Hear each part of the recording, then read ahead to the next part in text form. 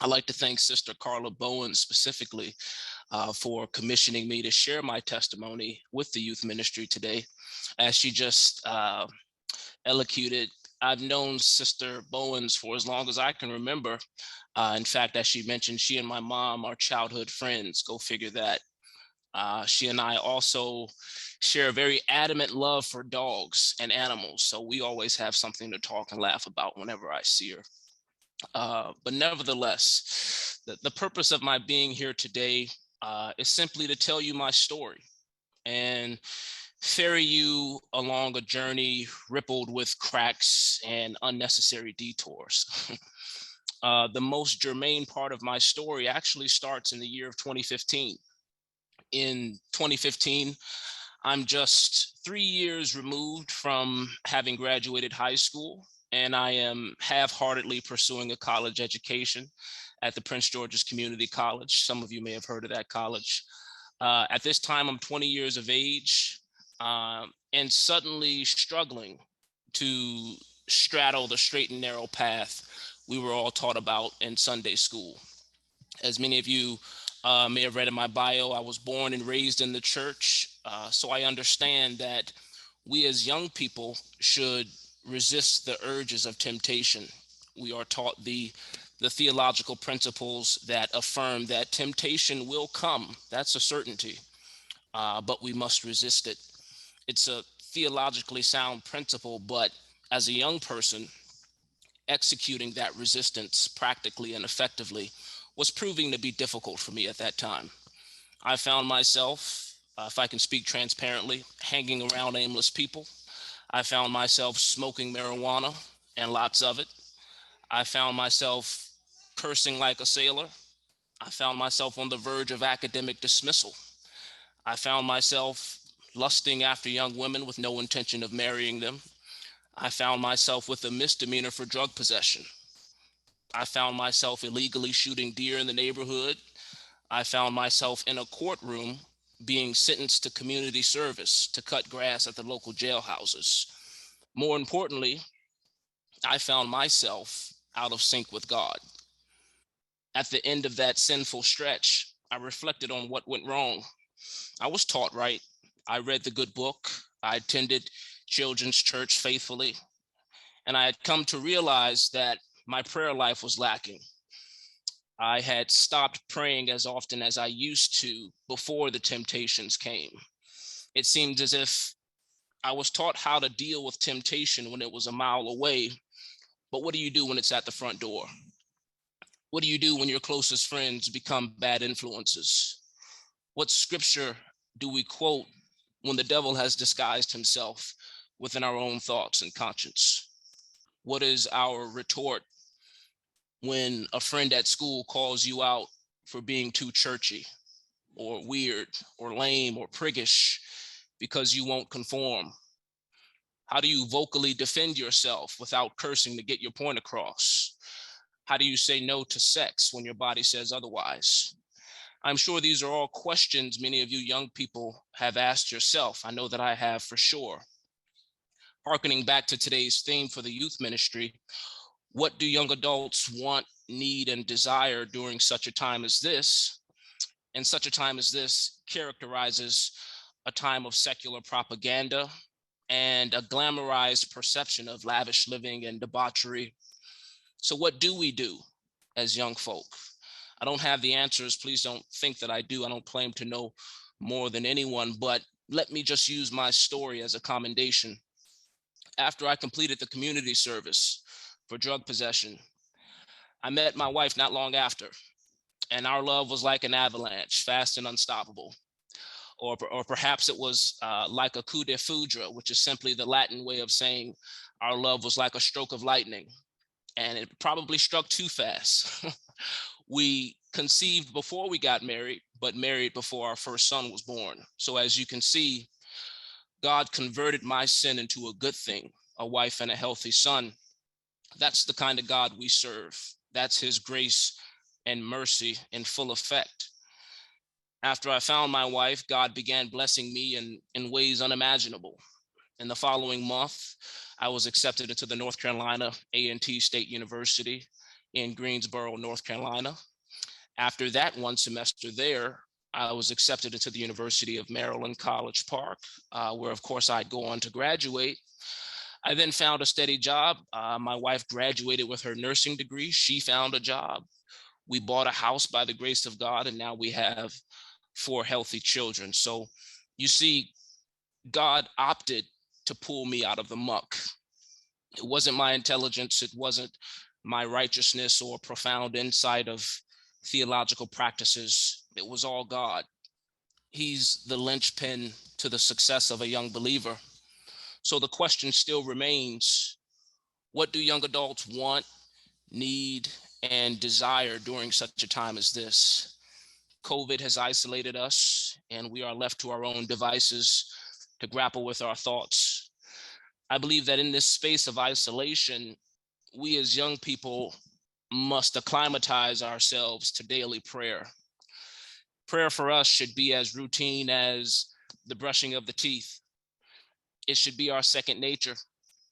And when I say prayer, I don't mean that we must use padded language or hermeneutical prowess like that of a bishop. I tend to talk to God as if he's my best friend. Of course, I show reverence and I bend the knee and close my eyes, but the language that I use is not as stringent as that of a liturgical consecration. I've come to normalize casual prayer with casual language, and that is how I've grown closer to God during COVID. That is what makes prayer less formal and less scary, in my opinion. And also, young people, trust in your solitude. When you're left by yourself with your own thoughts, that's God's space to update you on his goodness. So during such a time as this, we need prayer. Our theme question for today also asks, what do we want during such a time as this? As an admissions advisor at the University of Maryland Global Campus, I consult with thousands of young people who simply want to finish up their education during COVID. So as you embark on your educational journeys, and I'm talking to the young people here, bring God with you and hold him to his word. Philippians 4:13 maintains that we can do all things through Christ who strengthens us. Remind God of that when a quiz or final exam is coming up. Remind him that you've coupled the work with the faith. I can't tell you how many times I found myself walking to class and talking out loud, reminding God that he cannot allow me to fail, especially if I've kept the faith and put in the work, especially if I've fasted and prayed. You can't let me be hungry and fail the test. If we remind God of his word, our success in education as young believers is a foregone conclusion. So thank God in advance for your degrees. It's already done. Just keep the good fight.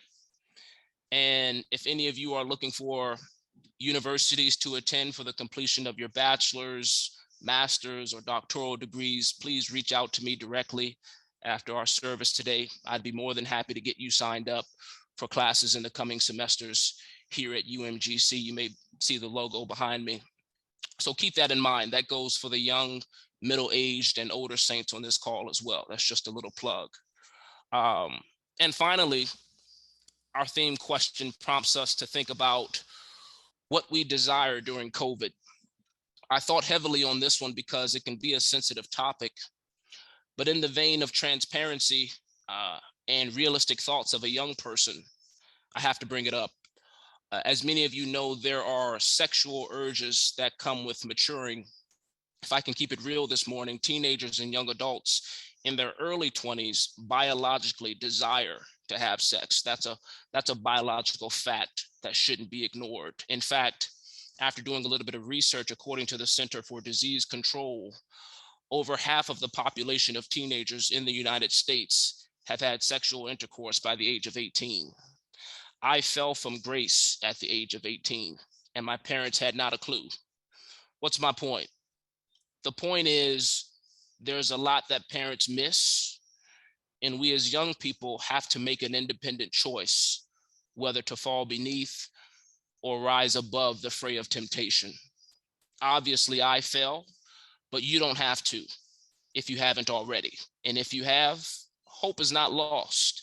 I believe that the church should transparently address the sexual urges that plague our young people, and the church should do it in a very practical and ergonomic way, tackle the problem at its root by recommending tactics that can be used to fight the flesh. For example, when I felt that kind of temptation lurking, I would try to exercise and work out as hard as I could for as long as I could. That helped. I would open my Bible and just jump on the first scripture I came to. That helped. I'd pray for about 10 to 15 minutes to strike lustful thoughts from my mind. That helped. And I recommend these tactics to you. If you have different tactics in mind, by all means, use those as well, because a one-night wonder is not worth all of your nights spent in a sea of hellfire.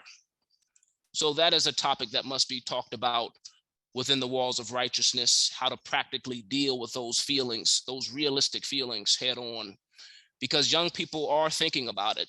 So why not talk about it in church as opposed to talking about it with our friends who may encourage us to do the wrong thing?